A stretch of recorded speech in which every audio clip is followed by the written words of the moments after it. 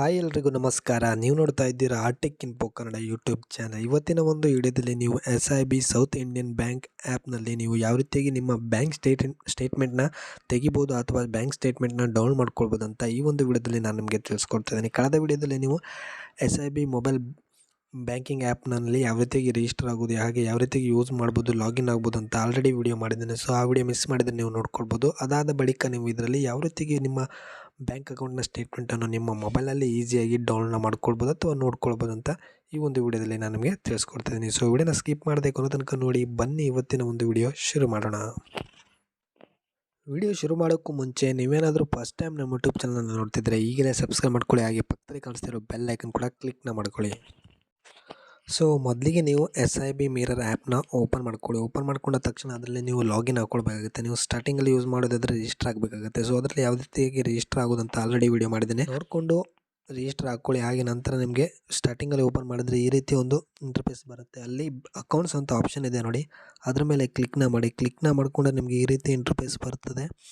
So ನೀವಲ್ಲಿ ನೋಡ್ಬೋದು, ನಿಮ್ಗೆ ಅಲ್ಲಿ ಸಾಕಷ್ಟು ಆಪ್ಷನ್ ತೋರಿಸ್ತಾ ಇದೆ. ಅಲ್ಲಿ ಕೆಳಗಡೆ ನೋಡ್ಬೋದು ಅಕೌಂಟ್ ಸರ್ವಿಸ್, ಹಾಗೆ ಸೈಡ್ ಒಂದು ಬಟನ್ ಇದೆ ನೋಡಿ, ಅದರ ಮೇಲೆ ಕ್ಲಿಕ್ನ ಮಾಡಿಕೊಂಡ್ರೆ ನಿಮಗೆ ಈ ರೀತಿ ಒಂದು ಇಂಟರ್ಫೇಸ್ ಬರುತ್ತೆ.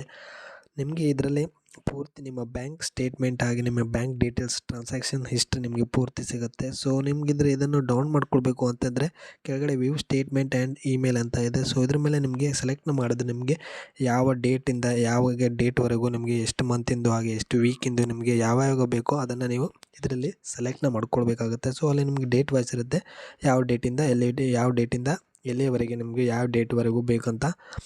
ಹಾಗೆ ನಿಮಗೆ ಇಲ್ಲಿ ನೋಡ್ಬೋದು, ನಿಮಗೆ ಇಲ್ಲಿ ಕ್ರೆಡಿಟ್ ಆಗಿರೋ ಡೀಟೇಲ್ಸ್ ಮಾತ್ರ ಬೇಕಿದ್ರೆ ಬೇಕಾದರೂ ಸೆಲೆಕ್ಟ್ನ ಮಾಡ್ಕೊಳ್ಳಿ, ಡೆಬಿಟ್ ಆಗಿರೋದು ಬೇಕಿದ್ದರೆ ಮಾತ್ರ ಮಾಡ್ಕೊಳ್ಳಿ, ಅಥವಾ ನಿಮಗೆ ಎರಡೂ ಬೇಕಿದ್ದರೆ ಅದನ್ನು ಕೂಡ ಸೆಲೆಕ್ಟ್ನ ಮಾಡ್ಕೊಳ್ಬೋದು. ಹಾಗೆ ವ್ಯೂ ಸ್ಟೇಟ್ಮೆಂಟ್ ಮೇಲೆ ಕ್ಲಿಕ್ನ ಮಾಡಿದ್ರೆ ಸ್ಟೇಟ್ಮೆಂಟ್ ಪೂರ್ತಿ ಸಿಗುತ್ತೆ. ಹಾಗೆ ನಿಮಗೆ ಮೇಲ್ಗೆ ಬೇಕಿದ್ರೂ ಸೆಂಡ್ ಮಾಡಿಕೊಂಡು ಡೌನ್ಲೋಡ್ನ ಮಾಡ್ಕೊಳ್ಬೋದು. ಸೊ ಅಲ್ಲಿ ಬೋತ್ ಅಂತ ಸೆಲೆಕ್ಟ್ನ ಮಾಡ್ಕೊಳ್ಳಿ. ಇಮೇಲ್ ಸ್ಟೇಟ್ಮೆಂಟ್ ಅಂತ ಆಪ್ಷನ್ ಬರುತ್ತೆ. ಸೊ ನೀವು ಇಮೇಲ್ ಹಾಕಿರ್ತೀರಿ ನೋಡಿ, ಆ ಮೇಲ್ಗೆ ನಿಮ್ಗೆ ಸ್ಟೇಟ್ಮೆಂಟ್ ಹೋಗುತ್ತೆ. ಅದನ್ನು ನೀವು ಈಸಿಯಾಗಿ ಡೌನ್ಲೋಡ್ನ ಮಾಡ್ಕೊಳ್ಬೋದು. ಸೊ ಅಕಸ್ಮಾತ್ ನೀವೇನಾದರೂ ಇಮೇಲ್ನ ಈ ಮೊಬೈಲ್ ಆ್ಯಪಲ್ಲಿ ಅಪ್ಡೇಟ್ ಮಾಡಿಲ್ಲ ಅಂತಂದರೆ ನೀವು ಏನು ಮಾಡಬೇಕು ಅಂತಂದರೆ ಕೆಳಗಡೆ ನೋಡ್ಬೋದು, ಇಲ್ಲಿ ಮೆನು ಮೇಲೆ ಕ್ಲಿಕ್ನ ಮಾಡ್ಕೊಳ್ಳಿ. ಮೇಲ್ಗಡೆ ನೋಡ್ಬೋದು ನಿಮ್ಮ ಪ್ರೊಫೈಲ್ ಐಕನ್, ನಿಮ್ಮ ಹೆಸರು ಬರುತ್ತೆ ನೋಡಿ. ಸೊ ಅದ್ರ ಮೇಲೆ ಕ್ಲಿಕ್ನ ಮಾಡ್ಕೊಳ್ಳಿ.